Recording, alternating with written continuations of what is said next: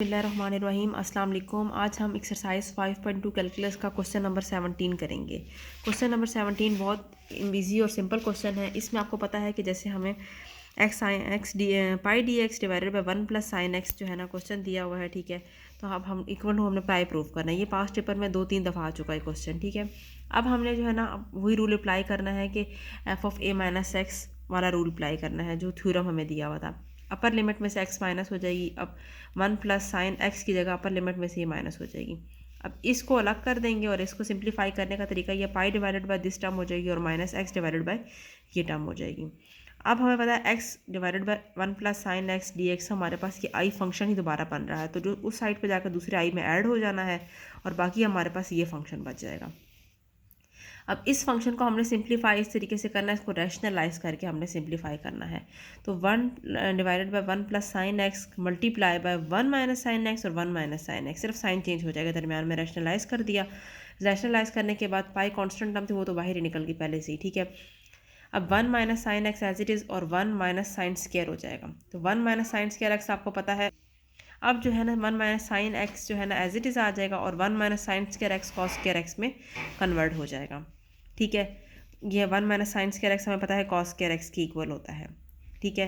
अब उसके बाद क्या करना है कि 1 ओवर कॉस स्क्वायर एक्स किसका बनेगा, सीकेंड स्क्वायर होता है इसका, ठीक है। और sine over cos square x को हम इस तरह साइन ओवर कॉस स्क्वायर था तो साइन ओवर कॉस 10 और एक कॉस बच जाएगा तो जो सीकेंड में कन्वर्ट हो जाएगा, ठीक है। सीकेंड और साइन ओवर कॉस 10 में sine over cos sine x divided by cos x जो है ना और एक कॉस बच जाएगा कॉस एक्स। तो आपको पता है साइन ओवर कॉस किसके इक्वल होता है, 10 एक्स के इक्वल होता है। और 1 ओवर कॉस किसका इन्वर्स है, सीकेंड एक्स का है। तो 10 एक्स सीकेंड एक्स ये आ जाएगा, ठीक है। अब हमें पता है कि इसकी इंटीग्रेशन क्या होती है, सीकेंड स्क्वायर की इंटीग्रेशन 10 एक्स होती है और माइनस एज इट इज़ लिखेगा सीकेंड 10 की सीकेंड ही होती है। सीकेंड 10 की सीकेंड होती है, सीकेंड स्क्वायर एक्स की 10 होती है। ये 3 इंटीग्रेशन है जो मिक्स अप हो जाती हैं, आप लोगों ने इसको लाजमी। अब ये 3 इंटीग्रेशन है जो आप लोगों ने मिक्स नहीं करनी। सीकेंड स्क्वायर 10 एक्स की इक्वल है, सीकेंड 10 आ जाए तो वो सीकेंड के इक्वल है। इसी तरह से सिर्फ सीकेंड अकेला आ जाए तो वो सीकेंड प्लस 10 के इक्वल होता है, जो पिछले क्वेश्चन में हम लोग कर भी चुके हैं। सीकेंड अगर अकेला आ जाए उसकी इंटीग्रेशन आ जाए तो सीकेंड प्लस 10 होती है। सीकेंड स्क्वायर अगर आ जाए तो वो 10 हो जाता है। सीकेंड 10 के साथ आ जाए तो वो सीकेंड होता है, ठीक है। इसको हम लोग इंटीग्रेट करके लिख लिया है। इसमें upper limit minus lower limit अब डालेंगे।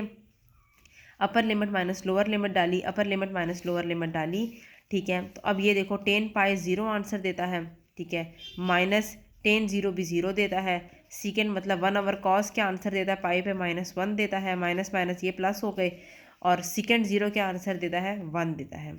अब इसको सिंप्लीफाई करो तो 2 पाई 2 आ गया आंसर और पाई से मल्टीप्लाई हुआ तो 2 पाई और बाहर 2 आई था तो आई की वैल्यू हमारे पास पाए और यही हमने प्रूव करना था। ये बहुत इजी सा क्वेश्चन है, बहुत सिंपल सा क्वेश्चन है, ठीक है। लेकिन पास्ट पेपर में 2018 और 19 में आया हुआ है ये क्वेश्चन, ठीक है।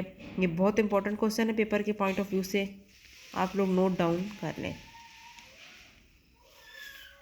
इसमें से जो स्टेप ना समझ आए आपको तो आप मुझसे कमेंट करके पूछ सकते हैं। अब इसी का हम लोग क्वेश्चन नंबर 18 शुरू करते हैं। वो भी बहुत इजी सा है लेकिन सिर्फ इसमें जो है ना आपके पास इंटीग्रेशन बाय पार्ट होगी। अब देखिए इसमें हम लोगों ने सीकेंड स्क्वायर हो गया और साइन का कोसिकेंड स्क्वायर इन्वर्स होता है, ठीक है।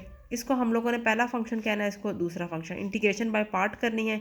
इंटीग्रेशन बाय पार्ट में पहला फंक्शन एज इट इज़ होता है, दूसरे फंक्शन की इंटीग्रेशन होती है। कोसिकेंड स्क्वायर की इंटीग्रेशन माइनस कॉट एक्स होती है, ठीक है। वो लिख दिया माइनस करके। अब इंटीग्रेटेड फंक्शन दोबारा लिखना होता है हम लोग, जो इंटीग्रेट करके आंसर आया तो वो लिखना होता है और फर्स्ट फंक्शन का डेरिवेटिव 2 थीटा आता है, ठीक है। 2 हम लोगों ने यहाँ से कॉमन निकाल दिया, ये तो एज इट इज़ आ गई टर्म। अभी यहाँ से हम लोगों ने 2 कॉमन निकाल दिया, 2 माइनस माइनस प्लस भी हो गए, अंदर बच गया थीटा और कॉट थीटा। दोबारा एक फंक्शन दोबारा उस तरीके से बन रहा है, इस पर दोबारा इंटीग्रेशन बाय पार्ट लगा देंगे। First function as it is आ गया, ये वाली left side as it is चलती जाएगी 2 तक।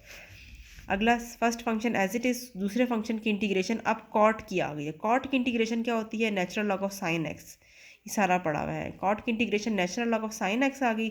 अब -2 तो ज़ाहिर बात है इसके साथ भी मौजूद था ना, ठीक है। ये 2 जो था अंदर वाले के साथ ही मौजूद था तो वो 2 हम लोगों ने लिख दिया। अब जो है इंटीग्रेटेड फंक्शन लिख दिया और साथ में डेरिवेशन ऑफ फर्स्ट फंक्शन हो गई। जो थीटा की इंटीग्रेशन डेरिवेशन क्या होती है, 1 होती है, ठीक है। तो 1 तो लिखने की ज़रूरत नहीं है, तो ये फंक्शन आ गया। अब एज इट इज़ फंक्शन को सिंप्लीफाई किस तरीके से करेंगे, ये और ये फंक्शन पे तो अभी लिमिट्स लगानी है, तो हम लोग इसको एक जगह कर देंगे और लिमिट्स लगा देंगे -2 और this function as it is लिख देंगे। अब natural log of sine theta d theta, ये एग्जांपल भी हम लोगों ने प्रूफ की हुई है, जो पूरी की पूरी किसके इक्वल होती है, ये मैंने आपको यहाँ लिख के बता देती हूँ कि 0 से π/2 लिमिट हो रही है, हमें पता है किसकी इक्वल होता है -π/2 नेचुरल लॉग ऑफ 2।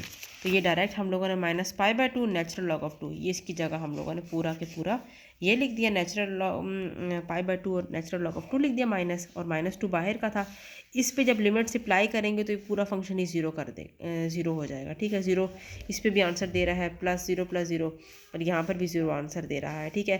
तो इसको इससे कैंसिल आउट करेंगे तो ये हमारे पे माइनस माइनस प्लस हो जाएगा, पाई नेचुरल लॉग ऑफ 2 आंसर आ जाएगा। दोबारा एक दफ़ा देख, इंटीग्रेशन बाय पार्ट करके इसको किया है। इंटीग्रेशन बाय पार्ट में यही होता है, first function as it is, second function की इंटीग्रेशन, फिर सेकंड फंक्शन इंटीग्रेटेड फंक्शन और फर्स्ट फंक्शन का डेरिवेशन, फिर यही वो दोबारा रूल बन जाएगा, यहाँ पर दोबारा अप्लाई करेंगे। इसको हमें पता है natural log of sine theta किसके इक्वल होता है, natural log of sine theta की जगह आप लोगों ने उसकी value -π/2 natural log of 2 put कर देनी है, जिसको सिंप्लीफाई करेंगे तो ये आंसर आ जाएगा। उम्मीद करती हूँ आपको समझ आ गई होगी। थैंक यू, अल्लाह हाफिज़।